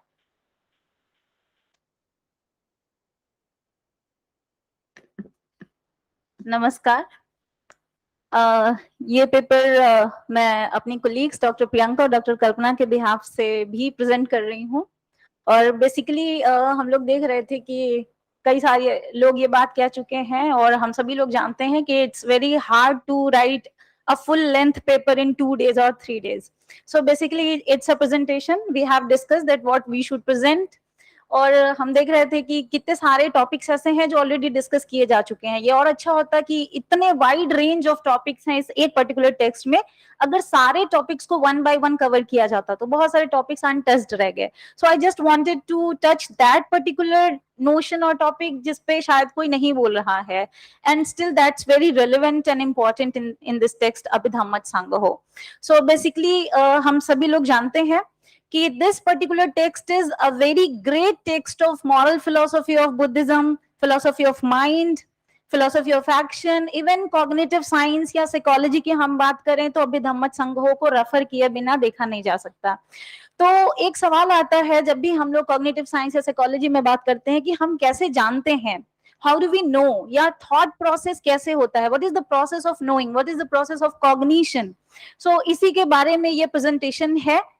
जब भी thought process की हम बात कर रहे हैं तो start करते हैं यहाँ से कि हमारा जो चित्त है, चित्त की एक अवस्था है जैसे शांत जल की एक अवस्था होती है, उस अवस्था को कहते हैं भवंग। चित्त भवंग की अवस्था में है जब यहाँ पे कोई ऑब्जेक्ट नहीं है इन फ्रंट ऑफ द चित्त। हमारा चित्त एकदम शांत जल की तरह पड़ा हुआ है, और जैसे ही कोई ऑब्जेक्ट अपीयर होता है, जैसे ही कोई ऑब्जेक्ट उसके कांटेक्ट में आता है या सराउंडिंग में आता है, तो जैसे कि जल में कोई तिनका फेंक दिया जाए या कंकड़ मार दिया जाए तो तरंग उड़ जाती है या एक प्रकंपन हो जाता है, उस तरह से हमारे चित्त की अवस्था हो जाती है जिसे कहते हैं भवंग चलन। और भवंग चलन के बाद जैसे वो तरंग जल तरंग अपने आप शांत हो जाती है, वो प्रकंपन खत्म हो जाता है, उसी तरीके से भवंग उपच्छेद या उसी को हम भवंग चलन उपच्छेद भी कहते हैं। ये 3 अवस्थाएं ऐसी मानी जाती हैं जिसको हम लोग कह सकते हैं कि चित्त की ये प्रायर अवस्थाएं हैं जहां से अभी प्रोसेस ऑफ नोइंग नहीं शुरू हुआ है, लेकिन चित्त ऑलरेडी प्रोसेस में है, थॉट प्रोसेस में है, उसकी अपनी एक अवस्था है। अब हम लोग कहते हैं जब थॉट प्रोसेस की बात करते हैं तो थॉट प्रोसेस बेसिकली चतुर्थो जो परिच्छेदो है, चतुर्थो परिच्छेदो वीथि संग्रह विभागो, उसमें इसके बारे में डिस्कस किया गया है, वाइडली और बहुत ब्रॉडली डिस्कस किया गया है, जिसमें 2 तरह के जो वीथि हैं या प्रोसेस, वीथि मतलब होता है मार्ग या प्रोसेस या परंपरा, उसके बारे में बात की गई है। एक है पंच द्वारा वज्जन वीथि और एक है मनो द्वारा वज्जन वीथि। तो ये दोनों जो है पंच द्वारा वज्जन उस ऑब्जेक्ट्स को जानने के प्रोसेस की बात करता है जो जिनका हमारे चित्त में जो आना है वो पंच द्वार से यानी 5 doors ऑफ 5 फैकल्टीज से होता है। और मनोद्वारा वीथि में हम उसकी बात करते हैं जब हमारा जो नोइंग का ऑब्जेक्ट है या ऑब्जेक्ट ऑफ आवर कॉग्निशन वो हमारे मन में ही अवतरित होता है या एंटर करता है। तो इस तरीके से ये दो रास्ते हैं और इन दोनों ही प्रोसेसेस में जो स्टेप्स हैं कि हमारा कॉन्शियसनेस कितने स्टेप्स क्रॉस करता है या कितने स्टेजेस से होके गुजरता है, तो इसमें दोनों में अलग अलग स्टेजेस की बात की जाती है। अब इनमें स्टेजेस की बात जब हम करते हैं तो यहाँ भवंग से यदि शुरू किया जाए और तदालंबन तक यानी रजिस्टर करने तक, उस पर्टिकुलर थॉट प्रोसेस को रजिस्टर करने तक यदि चला जाए तो कंप्लीटली 10 स्टेजेस या स्टेप्स होते हैं, जिसे हम कहते हैं भवंग, भवंग चलन उपच्छेद, पंचद्वारा वज्जन, फिर पंच विज्ञान, फिर संपटिच्छन, संतीरण, वोट्ठपन, जवन, फिर तदालंबन। ये 10 स्टेप्स आते हैं पंच द्वारा वज्जन वीथि में। और जब हम मनोद्वारा वज्जन वीथि की बात करते हैं, यहाँ सिर्फ 3 स्टेप्स होते हैं। मनोद्वारा वज्जन से सीधे जवन पे आते हैं और फिर तदालंबन में आ जाते हैं और इस तरीके से जो थॉट प्रोसेस है वो चलता है। अब इस ग्रंथ में एक बहुत अच्छी बात या बहुत इंपॉर्टेंट बात हमें मिलती है और वो ये है कि हम मोमेंट्स को, थॉट मोमेंट्स को काउंट नहीं करते हैं, हम थॉट प्रोसेस के मोमेंट को काउंट करते हैं। और एक थॉट प्रोसेस में 3 थॉट मोमेंट्स होते हैं, यानी 3 मोमेंट्स का, 3 क्षण का, 3 इंस्टेंट मोमेंट्स का एक थॉट प्रोसेस बनता है। अब एक थॉट प्रोसेस या एक स्टेप पर 3 चीजें होती हैं साथ साथ, जिसको हम लोग कहते हैं, पहले को कहते हैं अराइजिंग, दूसरे को डेवलपिंग और तीसरे को लय या भंग उसको कहा जाता है, सेसेशन भी कह सकते हैं। उसके लिए जो पर्टिकुलर टर्म्स हैं वो है उपाद, स्थिति और भंग, ये पाली के टर्म्स हैं। अब इनमें काफी वाइडली डिस्कस किया गया है कि वो कौन कैसे कैसे हम लोग प्रोसेसेस डिस्कस करते हैं या कैसे हम जानते हैं कि किस स्टेज के बाद क्या होता है, चित्त की अवस्थाएं कैसे बदलती हैं और किस स्टेज पे क्या होता है। तो बहुत ब्रीफली मैं इसको क्रम से बताना चाहूंगी कि जैसे ही भवंग चलन उपच्छेद होता है वैसे ही हमारी जो पंच इंद्रियां हैं, 5 फैकल्टीज हैं, वो अट्रैक्ट होती हैं ऑब्जेक्ट की तरफ और ऑब्जेक्ट और हमारे 5 फैकल्टीज का कांटेक्ट होता है। उसी को हम कहते हैं कि हमारे जो डोर्स हैं, 5 फैकल्टीज के जो डोर्स हैं, उसको एक और ले लिया जाए, 6 फोल्ड्स होते हैं सारे, क्योंकि मन को हमेशा लिया जाता है, तो हम 6 फोल्ड में ही इसकी बात करेंगे। तो 6 वत्थु, 6 आरमण और 6 तदालंबन होते हैं, 6 विप्यसपत्ति, sir I don't know how to pronounce it, this is a very tough Pali word. ये सारी चीजें उसमें होती हैं। तो कैसे कैसे वो ऑब्जेक्ट्स हमारे पास आते हैं और कितने मोमेंट्स उसमें लगते हैं, उसके हिसाब से उन वस्तुओं को या उन ऑब्जेक्ट्स को नाम दिया गया है। जो 17 मोमेंट्स लेते हैं भवंग से लेकर के तदालंबन तक, उनको हम कहते हैं अति महंत, वो बहुत ग्रेट होते हैं। जो भवंग से चलते हैं या पंचद्वारा वज्जन से तदालंबन तक आते हैं, जो 14 मोमेंट लेते हैं, उनको हम लोग कहते हैं ग्रेट। और इसी तरीके से जैसे किस स्टेज पे खत्म हो जाता है, कोई सारे थॉट प्रोसेस जवन तक जाते हैं, कंज्यूम होते हैं, कुछ तदालंबन तक जाते हैं, रजिस्टर होते हैं, कुछ रजिस्टर होने से पहले खत्म हो जाते हैं, कुछ कंज्यूमिंग स्टेप आने से पहले खत्म हो जाते हैं। इस तरीके से स्टेप्स इनके बटे हुए हैं। तो इनके बस एक बार स्टेप्स की हम लोग बात कर लेते हैं कि कैसे कैसे हम थॉट प्रोसेस में आगे बढ़ते हैं और हमारा चित्त कैसे ऑब्जेक्ट को जानता है, यानी प्रोसेस ऑफ नोइंग एग्जैक्टली क्या है। तो जैसे ही हमारी 5 इंद्रियां या 6 इंद्रियों की बात करें, 6 इंद्रियां अपने अपने सब्जेक्ट्स को लेती हैं, तो अपने सब्जेक्ट को वो जब ग्रहण करती हैं यानी कांटेक्ट में आती हैं, तो कांटेक्ट करने के बाद जैसे ही कांटेक्ट सामने हुआ ऑब्जेक्ट का, उसका एक विज्ञान बनता है, जिसे हम विज्ञान कहते हैं, इंप्रेशन या वेस्टर्न फिलोसफी की लैंग्वेज इमेज या आइडिया बनता है उस पर्टिकुलर ऑब्जेक्ट का। उसके बाद वो उसको, यदि वो चक्षु का विषय है तो चक्षु विज्ञान, घ्राण का विषय तो घ्राण विज्ञान, इस तरीके से अलग अलग विज्ञान बनते हैं। उसके बाद हमारा चित्त उसको ट्रांसफर कर देता है संपटिच्छन को। संपटिच्छन क्या है? वो रिसेप्टर है, वो रिसीविंग चित्त है, रिसीविंग कॉन्शियसनेस। वो उस पर्टिकुलर इंप्रेशन को रिसीव कर लेता है, रिसीव करके वो आगे ट्रांसफर कर देता है इन्वेस्टिगेटिंग कॉन्शियसनेस को, जिसको हम लोग कहते हैं संतीरण। अब वो इन्वेस्टिगेट करता है और इन्वेस्टिगेट करने के बाद कि ये क्या है, किस चीज का ऑब्जेक्ट है, इसका कलर क्या है, शेप क्या, एटसेट्रा एटसेट्रा, वो आगे उसको ट्रांसफर कर देता है वोट्ठपन को। वोट्ठपन इज डिसाइडिंग या डिटरमाइनिंग कॉन्शियसनेस, जो कि डिटरमिन करता है हान उपादान उपेक्षा के टर्म्स में, whether it is useful, whether it's not useful, whether we have to be indifferent towards this object. और यहाँ के बाद यदि हम पाते हैं या हमारा चित्त पाता है कि ये यूजफुल है, तो कंज्यूमिंग उसका यानी कंजम्पशन, जो हमारा कंज्यूमिंग माइंड है वो कंजम्पशन के लिए आगे बढ़ जाता है, यानी उसको कंज्यूम करता है। और ये सबसे लंबा थॉट प्रोसेस होता है जिसमें कि 7 मोमेंट्स लगते हैं, 7 मोमेंट्स का जवन होता है, और जवन के बाद वो तदालंबन में चला जाता है, रजिस्टर हो जाता है, जिसकी वजह से हम चित्त तदालंबन को रजिस्टरिंग माइंड या कॉन्शियसनेस कहते हैं। तो ये पूरा का पूरा जो थॉट प्रोसेस है, ये बहुत कम समय में बताना तो पॉसिबल नहीं है, लेकिन this is very interesting to know in this particular Abhidhammattha Sangraha, and I would love to further investigate about it and try to connect it with the philosophy of mind and modern psychology and philosophy of action, etc. So this is all about the thought process. Thank you.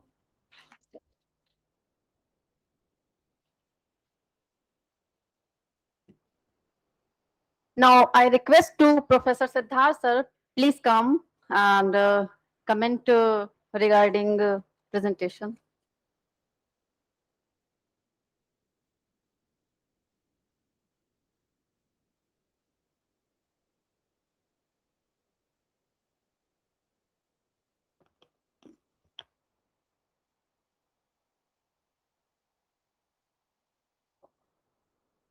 नमो ते सब्बदस्सावी, नमो ते करुणाकर, नमो ते तीर्ण संसारम, नमो ते अमतम ददत्।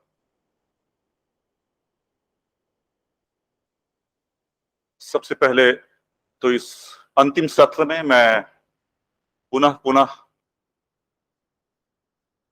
Department of philosophy and religion, उसके विभागाध्यक्ष professor आनंद मिश्रा, संयोजक द्वय doctor Baleshwar Prasad Yadav और doctor Rahul Maurya, और इस विभाग के तमाम विद्वद्गण सदस्य जिन्होंने इस वर्कशॉप के आयोजन में महत्वपूर्ण भूमिका निभाई है, उन सभी को अनंत बधाइयां और शुभकामनाएं। भारत के तमाम पाली और बौद्ध अध्ययन के विभाग एक लंबे समय से सोचते रह गए कि अभिधम्मत संग्रहों पे एक आयोजन किया जाए, वर्कशॉप की जाए, और यहाँ के फिलॉसफी डिपार्टमेंट ने वो काम कर दिया है। जो एक शेर है, हम जाम बकफ बैठे ही रहे, वो पी भी गए छलका भी गए। रुदादे गमे, हालांकि इसके पहले का कंटेक्स्ट आपके काम का नहीं है, इस दर्शन शास्त्र से उसका लेना देना नहीं है, लेकिन जब उसकी अंतिम पंक्ति सुनाई है तो सुन लीजिए। रुदादे गमे, हम उनसे क्या कहते क्यों कर कहते। रुदादे गमे, हम उनसे क्या कहते क्यों कर कहते। एक हर्फ न निकला होठों से, आंखों में आंसू आ भी गए।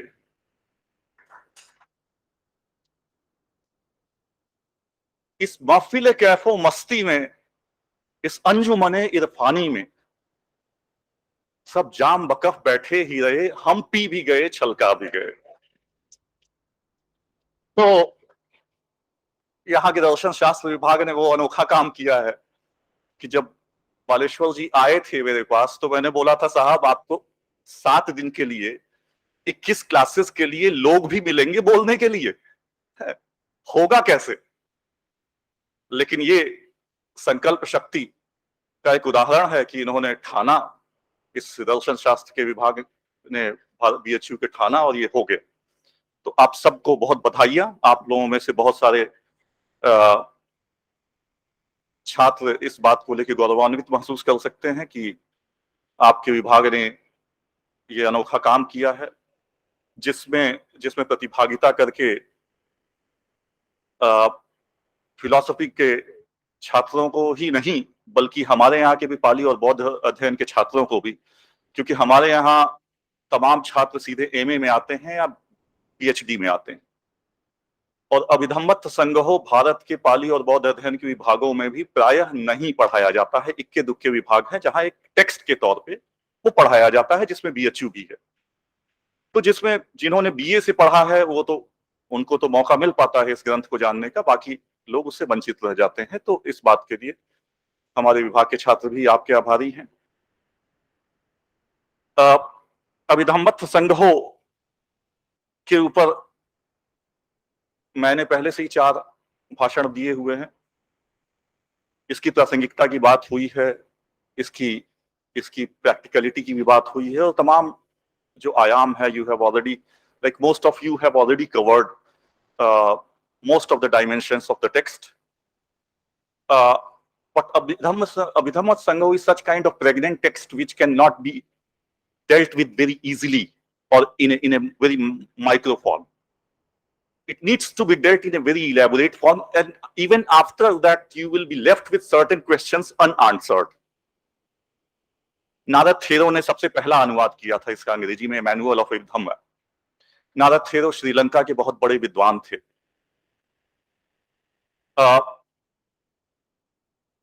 इसके बावजूद ये प्रश्न अनुत्तरित रह गए, कुछ प्रश्न अनुत्तरित रह गए। फिर उसका कंप्रेहेंसिव मैनुअल ऑफ अभिधम्म रीट्रांसलेशन, रीइंटरप्रिटेशन भिक्खु बोधि ने किया। उसके सिवा रीस डेविड्स ने डील किया, बहुत सारे लोगों ने किया। यहां बात शुरू करते हैं क्योंकि मुझे जो प्रेजेंटेशन हुए हैं उस पे कुछ टिप्पणियां मुझसे करना अपेक्षित है। तो उस संदर्भ में मैं कुछ संशोधन भी करता जाऊंगा, जिससे कि आप जब इन 7 दिनों के बाद जाएं तो आप बहुत सारी बड़ी चूकें कम से कम ना करें अभिधम्मत्थ संग्रहों के प्रसंग में। जिसमें से एक चूक हुई, किसी प्रस्तुतकर्ता ने कहा कि ये अभिधम्म पिटक का हिस्सा है। ये शुरू में मैंने अपने भाषण में कहा था कि अभिधम्म पिटक भगवान बुद्ध के परंपरा के अनुसार माना जाता है कि जब सुत्त और धम्म, जब महाकाश्यप ने, आर्य महाकश्यप जिन्हें पाली में बोलते हैं, उन्होंने प्रथम बौद्ध संगीति में जब कहा कि हंद आवुसो धम्मम च विनयम च संगाययाम, प्रथम संगीति 3 महीने बाद राजगीर की सप्तपर्णी गुफा, जब वो बोल रहे हैं कि हंद आवुसो, मित्रों आओ हम धम्म और विनय का संगायन करें, तो परंपरा मानती है कि उसी समय उस धम्म में सुत्त पिटक और अभिधम्म पिटक दोनों समाहित थे। ऐतिहासिक दृष्टि से उस पे बड़ा प्रश्न चिन्ह है, और माना जाता है कि लगभग सम्राट अशोक के, यानी भगवान बुद्ध के परिनिर्वाण के 225 वर्षों बाद, लगभग उस समय तक अभिधम्म पिटक अपने अंतिम रूप में आया है। जिसके पीछे एक तर्क दिया जाता है कि कथावत्थु नाम का जो ग्रंथ है, उसकी रचना सम्राट अशोक के निर्देश पे, चूंकि उस समय 18 संप्रदाय हो गए थे बौद्ध धर्म के अंतर्गत, और इसको लेके बड़ी समस्या थी कि वास्तविक बौद्ध धर्म है क्या। तो सम्राट अशोक ने मोग्गलीपुत्र तिस्स को कहा कि, जो बहुत बड़े बौद्ध भिक्षु थे और बहुत बड़े विद्वान थे, उनको कहा कि साहब, इसको स्पष्ट करने के लिए कि बुद्ध का वास्तविक मंतव्य क्या था, what the Buddha actually thought and taught, उसको आप स्थापित करने के लिए एक ग्रंथ की रचना कीजिए। और that was perhaps the Kathavattu was the first text which was established in the same way, which paved the way for the text which were written as a part of the Buddhist logic text like Tattva Sangra, Pramana Samuccaya and so on. पूर्व पक्ष और उत्तर पक्ष के रूप में, उससे पहले पूर्व पक्ष और उत्तर पक्ष के रूप में त्रिपिटक के अंतर्गत कोई ऐसे ग्रंथ नहीं थे जिन्होंने कोई पूर्व पक्ष रखा हो और उसका खंडन किया। Kathavattu was that kind of text which was historically written by Moggaliputra Tissa during the time of King Ashoka. उसके आधार पे जैसे मॉरिस विंटरनिट्ज हैं, जिन्होंने हिस्ट्री ऑफ इंडियन लिटरेचर लिखा, famous German scholar who was extremely critical about everything. तो E.J. Thomas हो गए, Edward कॉन्जे हो गए, और बहुत सारे लोगों ने इस प्रश्न को को माना कि ऐतिहासिक तौर पे अभिधम्म पिटक संभवतः है बाद का लिखा हुआ, बाद का संपादित किया हुआ, लिखा हुआ की बात छोड़ दीजिए, संपादित किया हुआ मौखिक तौर। लेकिन इसमें कोई शक नहीं है कि उसकी सारी स्थापनाएं, सारी मूल अवधारणाएं त्रिपिटक में भगवान बुद्ध ने पहले ही स्थापित कर दी थी, क्योंकि वो सारे के सारे शब्द अपनी अवधारणा के साथ त्रिपिटक में मिलते हैं। उनको एक व्यवस्थित रूप दे करके अभिधम्म पिटक के 7 ग्रंथों की रचना हुई। वो सारे के सारे मनोवैज्ञानिक और दार्शनिक शब्दावलियों वाले थे। निश्चित तौर पे बौद्ध भिक्षु और भिक्षुणियों के लिए जो बहुत उच्च स्तर, मानसिक स्तर तक, साधना के स्तर तक पहुंचे थे, उनके लिए तो ये चीजें आसान थी, लेकिन बाकियों के लिए समझना बहुत ही कठिन था। इस समस्या को सुलझाने के लिए बाद में 8 कथाएं लिखी गई, जिसमें से मैंने 7-8 का जिक्र पहले किया। जिसमें पहला नाम आचार्य बुद्ध दत्त का आता है, अभिधम्मावतार लिखा, जो पहले 8 कथाकार, किसी ने पहले बताया भी होगा, 8 कथा अर्थ कथा के अर्थ में है। लगभग उनकी भूमिका वही है जो भाष्य की है हमारी सनातन परंपरा, और वो पंक्तियां ले करके चलते थे, एक एक शब्द, एक एक पंक्ति ले करके चलते थे और उसकी व्याख्या करते थे, उसको समझाते थे। तो 8 कथाएं ग्रंथ से अनिवार्य रूप से बंधे हुए थे। इसके सिवा अभिधम्म को समझाने के लिए, उसको व्याख्यायित करने के लिए बहुत सारे स्वतंत्र ग्रंथ लिखे। आचार्य बुद्ध घोष ने 8 कथाएं लिखी, 7 के 7 ग्रंथों की 8 कथाएं लिखी, धम्मसंगणी की 8 शालिनी नाम से लिखी, विभंग की समोह विनोदिनी नाम से लिखी, फिर बाकी जो 5 कथाएं थी उनकी पंचप्रकरण 8 कथा नाम से लिखी। इसके बावजूद बहुत सारे ग्रंथों की आवश्यकता थी, तो आचार्य बुद्ध घोष ने एक स्वतंत्र ग्रंथ लिखा, विशुद्धि मग्ग, हिंदी में जिसे विशुद्धि मग्ग, संस्कृत में बोलते हैं विशुद्धि मग्गो, पाली में बोलते हैं। विशुद्धि मग्गो, जैसा मैंने बताया था, इंसाइक्लोपीडिया ऑफ बुद्धिज्म, बौद्ध धर्म का विश्वकोश जैसा माना जाता है, लेकिन उसमें सारी बातें अभिधम्म की ही व्याख्यायित की हुई, और वो जो 2 गाथा मैंने आपको जटासुत्त की बताई थी, उस पर आधारित सिलसिला उसके बाद भी चला। 8 कथाओं के बाद टीका साहित्य लिखा गया, टीका साहित्य के बाद अनुटीका साहित्य लिखा गया। अभिधम्मत्थ संग्रह किसी एक ग्रंथ को, अभिधम्म पिटक के किसी एक ग्रंथ को पकड़ के नहीं चलता, किसी एक पंक्ति को लेकर के नहीं चलता, किसी एक चैप्टर को लेकर के वो पंक्तिबद्ध ढंग से उसकी व्याख्या नहीं करता। वो स्वतंत्र रूप से ये 4 परमत्थ धम्म जो हैं, तत्थवुत्ताभिधम्मत्था चतुर्धा परमत्थतो चित्तम चेतसिकम रूपम निब्बानम इति सब्बथा, इन चारों को लेकर के चलता है, उन चारों की व्याख्या करता है।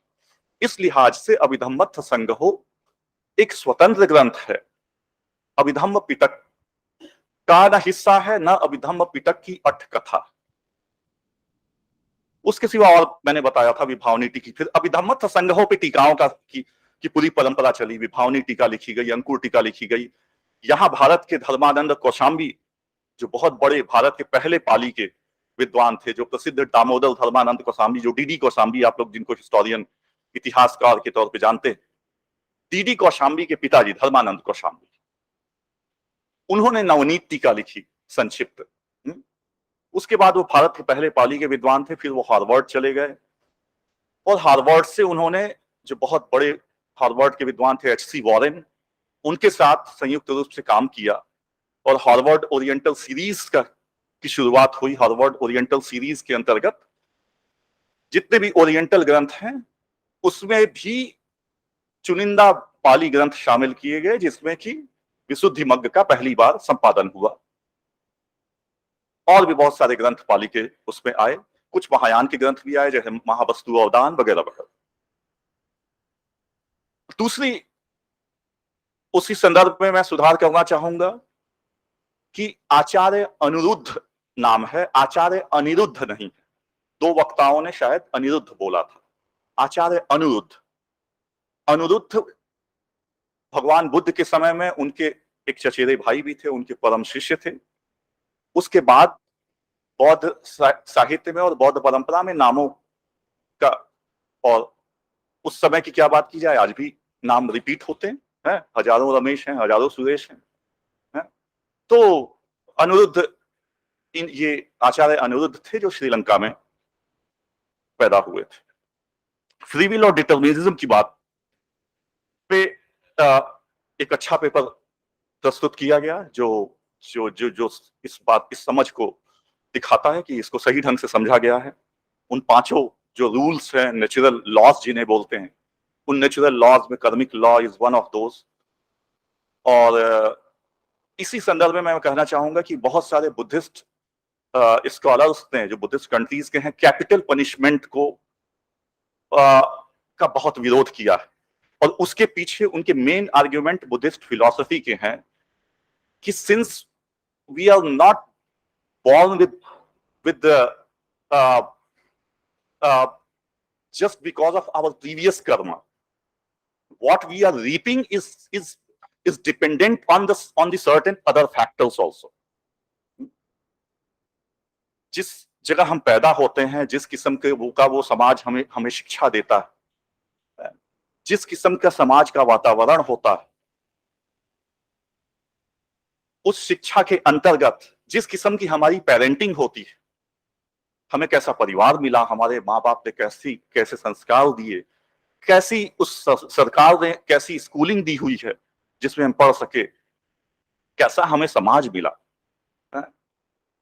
हमारे कर्म में उसका भी बहुत बड़ा योगदान होता है। और जब हमारे कर्म में उन सारे फैक्टर्स, इसीलिए जब when we talk of the cause, we talk of the cause and conditions. In Pali literature, in Abhidhamma, it always you get the twin word hetu pratyay. Hetu is not the only thing, the causes and conditions. बीज किसी पौधे का कारण हो सकता है, लेकिन साथ में उसकी सॉइल, मिट्टी कैसी है, उसे कितनी धूप मिली, कितनी बारिश मिली, कितना पानी मिला, कितनी केयर हुई, ये मल्टीपल फैक्टर्स होते हैं। तो बीज is cause, all these other factors are conditions. तो कैपिटल पनिशमेंट का वो आर्ग्यू करते हैं कि साहब, जब एक व्यक्ति ने जो भी किया, जिस भी किस्म का काम किया, जिसके चलते उसको पूरा के पूरा वही जिम्मेदार माना जा रहा है, ये गलत है। उसके कर्म के पीछे ये समाज, ये दुनिया, ये पर्यावरण, ये आर्थिक असमानता, ये रेस, जातिगत असमानता, बहुत सारे फैक्टर हो सकते हैं। इसलिए पूरे के पूरे का दंड आप किसी एक व्यक्ति को जिम्मेदार मान के नहीं दे सकते। ये हुई फ्री विल एंड डिटर्मिनिज्म के बारे में बात। अगला एक पर्चा पढ़ा गया जिसमें उच्चारण गलत हुआ। पकीर्णक संग्रह कहलाता है, पकीर्णक पाली में कहलाता है। जब उसको हिंदी या संस्कृत में हम बोलते हैं तो प्रकीर्ण, प्रकीर्ण का मतलब मिसलेनियस, विविध प्रकार के बिखरे बिखरे। तो आप देखेंगे कि पकीर्णक संग्रहों में जो बहुत सारे कंपोनेंट्स जो यहां वहां छूटे रह गए हैं, बचे रह गए हैं, जो और के डोमेन में, और के एम्बिट में नहीं आ पाए, उनको पकीर्णक संग्रहों में उसको एड्रेस किया गया है, उसको किया गया है। तो ये उच्चारण संबंधित बात हो गई। पकीर्णक और हिंदी या संस्कृत में प्रकीर्णक, प्रकीर्ण, प्रकीर्ण, इसमें प्रकीर्ण प्रकार के है। आगे अहेतु कुशल चित्त पे जब किसी ने प्रेजेंटेशन दिया तो उसमें मैं बता देना चाहता हूं कि पाली में केवल दंत स होता है। पाली में दंत स का ही उच्चारण आप करें। अकुशल, जब आप तकनीकी शब्द जब हिंदी कर रहे हैं तो ठीक है, अकुशल चित्त, लेकिन जब अहेतु आप बोल रहे हैं और उसके साथ, तो वो कुशल चित्त होगा। अशोक के जितने नाम मिले हैं प्राचीन, उसमें सब में अशोक मिला, अशोकावदान। अभिधम्मत संग्रहो, किसी ने कहा अभिधम्मत संग्रहो है। तो उच्चारण को लेकर के सतर्कता रखने की आवश्यकता है। चैतसिक में एक गाथा प्रस्तुत की गई जिसका सिर्फ पहली पंक्ति प्रस्तुत की गई। जब तक दूसरी पंक्ति आप नहीं बोलते हैं तब तक बात मुकम्मल नहीं होती। पूरी नहीं होती। एक उपाद निरोधाचा एकालम्बन वत्थुका चेतो युक्ता द्विपन्यास धम्मा चित्सिका मता। एक उपाद निरोधाचा, जो चित्त के साथ ही एक साथ ही उत्पन्न होते, जो चित्त के साथ ही निरुद्ध होते। एकालंबन वत्थुका, जो चित्त का आलंबन है वही उसका आलंबन है, उसी चेतसिक का आलंबन। चेतो युक्ता द्विपन्यास, वो 52 प्रकार के धर्म जो चित्त के साथ हमेशा सहवर्ती रहते हैं, उन्हें चेतसिक कहते हैं। तो ये चेतसिक को समझने की पूरी इस दोनों गाथा में कंप्लीट हो जाती है। उसके बाद 52 जो 52 प्रकार के हैं उसकी बात करते हैं। प्रैक्टिकलिटी में जब हम बात करते हैं अभिधम्मत संग्रह की, इस पे एक पेपर पढ़ा गया, तो प्रैक्टिकलिटी में अभिधम्मत संग्रह की एक अकादमिक प्रासंगिकता हो सकती है कि साहब जब तक अभिधम्मत संग्रह को नहीं जाना तब तक बौद्ध दर्शन को वास्तविक रूप में समूचे रूप से सुव्यवस्थित रूप से नहीं समझ सके। इस दिशा में मैं ये बताना चाहूंगा कि अभिधम्मत संग्रह पे आधारित जो समथ और विपස්සना है, उस पे बहुत सारे मेडिकल इंस्टीट्यूट्स में, जिसमें मुख्य तौर पे NIH है, नेशनल इंस्टीट्यूट ऑफ हेल्थ, और दूसरा NCBI है, वो भी अमेरिका का, दोनों ने बहुत सारे शोध किए हैं कि जब आप उस पूरी पद्धति से विपස්සना करते हैं या समथ ही करते हैं, विपස්සना तक आप नहीं पहुंचे, तो उन्होंने मॉडर्न टेक्नोलॉजी से EEG की मशीन लगा करके, MRI की मशीन लगा करके, क्योंकि वहां ट्रांस डिसिप्लिनरी रिसर्चेस बहुत ज्यादा हो रहे हैं और आपस में वो बहुत जुड़े हुए। हम जितने सरसुंदरलाल हॉस्पिटल से दूर हैं वो उतने दूर नहीं है। वहां वो समझना चाहते हैं और छोटे छोटे कैप्सूल पेपर आप NIH में देखेंगे कि 1 पेज 1.5 पेज के बहुत कॉन्क्रीट, बहुत ठोस शोध हुए हैं कि कॉर्टिकल थिकनेस पे, ब्रेन के ग्रे मैटर पे, जिसे माना जाता है कि जब ग्रे मैटर धीरे धीरे उसका क्षरण होता है उम्र के साथ तो डिमेंशिया होता जाता है, मेमोरी धीरे धीरे कम होती जाती है। क्यों होती है? क्योंकि ग्रे मैटर का क्षरण हो रहा है, कॉर्टिकल थिकनेस कम होने लगती है, जो कॉर्टेक्स है उसकी। तो उन्होंने बहुत सारे शोध किए हैं कि साइंटिफिकली प्रूव किया है कि समथ और विपස්සना, उसमें जाहिर है कि योग पे भी हुआ है, लेकिन कई लोगों ने, चूंकि बुद्धिस्ट विपස්සना कहा जाए या बौद्ध साधना वेस्ट में, यूरोप में, अमेरिका में योग के समानांतर या योग के साथ काफी लोकप्रिय रही। स्पेशली काउंटर कल्चर का दौर जो था, काउंटर कल्चर में जो सारे लोग गए अलग अलग जगह से, जिन्होंने ईस्टर्न ट्रेडिशन को बहुत ज्यादा लोकप्रिय बनाया, उसमें जाहिर है कि ओशो का नाम तो ही है, जे कृष्णमूर्ति उसी दौर में हुए, बुद्धिज्म के बहुत सारे गए, हिज होलीनेस दलाई लामा और तिब्बतन रिफ्यूजीज गए, वियतनाम से थिक नह हन लोकप्रिय हुए, और बहुत सारे तिब्बतन बौद्ध भिक्षु वहां गए, जिसमें बहुत बड़ा नाम है चोग्यम ट्रुंगपा रिनपोछे का, जिनके का सेंटर एक नरोपा नाम का, जो कोलोराडो का एक शहर है, नरोपा यूनिवर्सिटी उन्होंने स्टैब्लिश की बोल्डर में, और हॉलीवुड की एक बड़ी चलचित्र फिल्म उन पे बनी है, क्रेजी विस्डम। मेडिटेशन की सहायता लेने के लिए आगे उन्होंने LSD इंट्रोड्यूस किया, बहुत किस्म के साइकेडेलिक नशे की चीजें इन्होंने इंट्रोड्यूस की, और कहा जाता है कि बोल्डर जो था एक जमाने में नशेड़ियों का अड्डा था, और उन्होंने इस बात की छूट दे रखी थी। और फिर खैर वो खुद, उनका जीवन बड़ा कंट्रोवर्शियल रहा, और उसी पे क्रेजी विस्डम बनी। उनकी डेथ एड्स से हुई, और मंच पे वो शराब पी करके हाथ में सिगरेट लिए हुए बड़े बिंदास ढंग से आते थे, और इसके बावजूद उनकी लाखों करोड़ों फॉलोइंग थी, आज भी है। जिसे आप संभाला पब्लिकेशन या संभाला ट्रेडिशन के नाम से जानते हैं। संभाला बहुत प्रेस्टिजियस पब्लिकेशन है। खैर, तो इस किस्म से पिछले 30-40 सालों में मेडिकल साइंसेज में बहुत रिसर्च हुए और ये पाया गया, जो बौद्ध भिक्षु, जो वास्तविक बौद्ध भिक्षु थे जिन्होंने विपස්සना किया था, समझ किया था, और ये पाया कि जिस आदमी ने रेगुलर लंबे समय तक समथ और विपස්සना की है, उनकी कॉर्टिकल थिकनेस आम लोगों से जिन्होंने कभी साधना नहीं की है उनसे बहुत ज्यादा है। उनका ग्रे मैटर लगभग इंटैक्ट है, उम्र के साथ उसका क्षरण नहीं हुआ। तो जब प्रैक्टिकलिटी की आप बात करें, पीस थ्योरी में बहुत बड़ा कंट्रीब्यूशन है अभिधम्म का। जब पीस यूनाइटेड नेशंस बना द्वितीय विश्व युद्ध के बाद, और इस बात की चर्चा होने लगी कि हमें इस दुनिया को शांत बनाना है, और पीस सेंटर्स इस्टेब्लिश हुए। आगे चल के प्रियो हुआ, सिप्री हुआ, स्वीडन में सिप्री हुआ, नॉर्वे में प्रियो हुआ। नॉर्वे बहुत बड़े दुनिया के इंटरनेशनल कॉन्फ्लिक्ट का मीडिएटर भी बना। और उसके साथ 70s वगैरह में योहान गाल्टुंग जैसे पीस थियोरिस्ट आए, लिंडा ग्रॉस आई।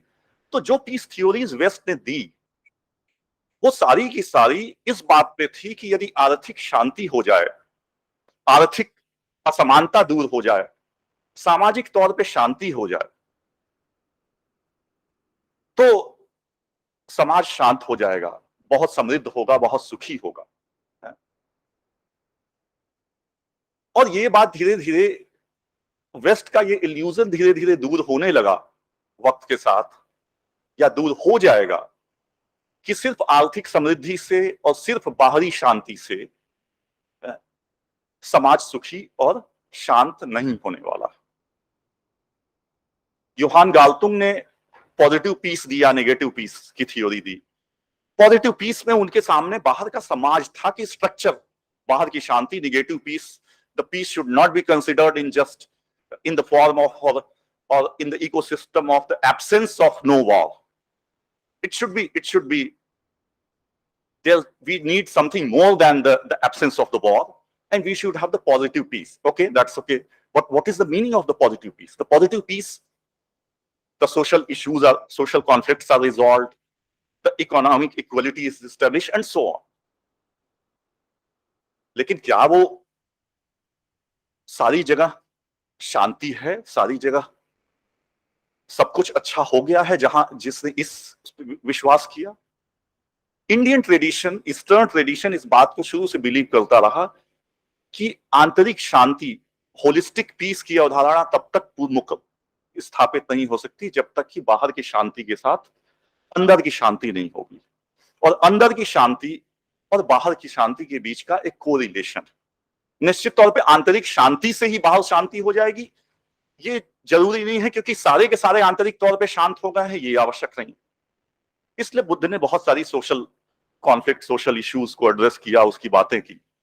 लेकिन from the core of his heart हमेशा बात बुद्ध यहीं से करते थे कि mind is the root cause of everything.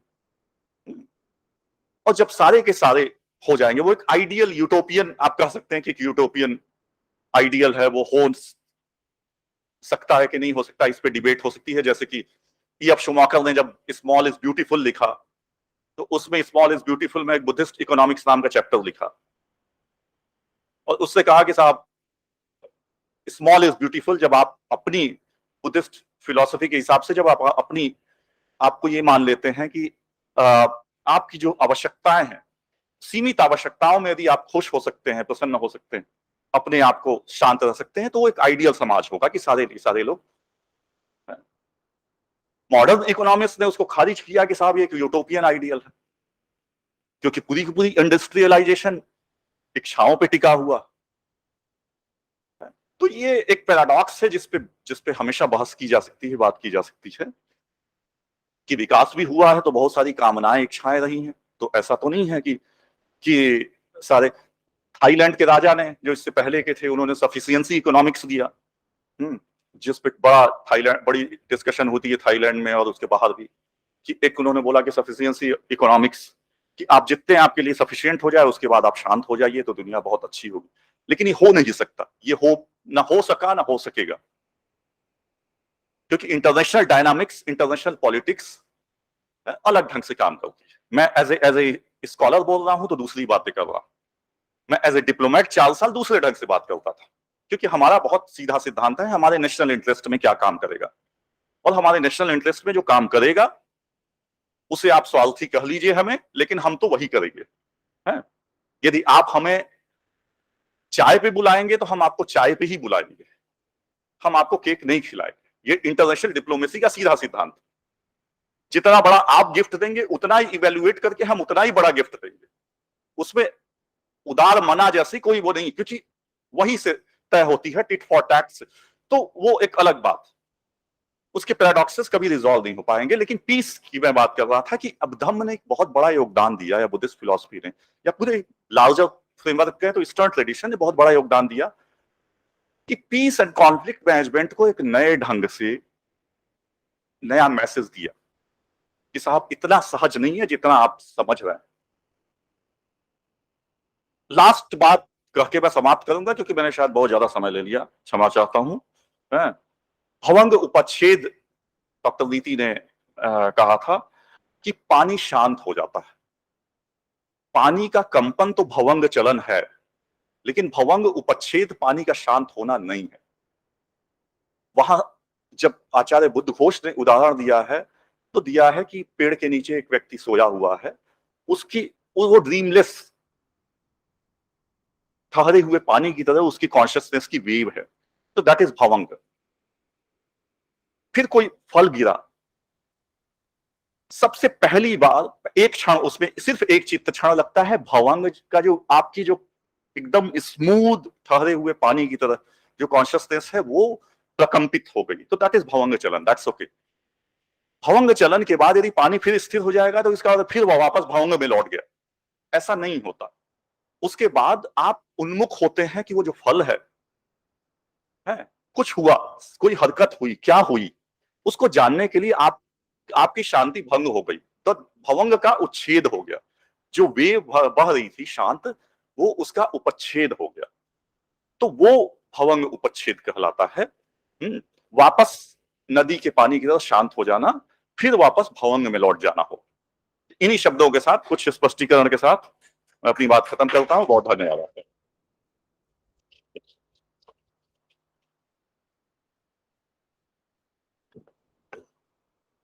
Thank you so much sir. जितना ही जाना जाए उतना ही कम है, और इतना लेक्चर 4 लेक्चर सर ने लगभग दिए, और आज फिर कुछ ना कुछ नई बातें हमें पता चली, इसके लिए आपको बहुत बहुत धन्यवाद। इसके अलावा सर के पास टाइम तो नहीं रहता होगा, लेकिन सर ने हम लोगों को बहुत ज्यादा टाइम दे दिया, इसके लिए भी मैं सर को धन्यवाद कहती हूँ। पार्टिसिपेंट्स, आप लोगों का भी बहुत बहुत धन्यवाद for joining us today, and now you all are invited for lunch, and valedictory session will be started at 3. Okay.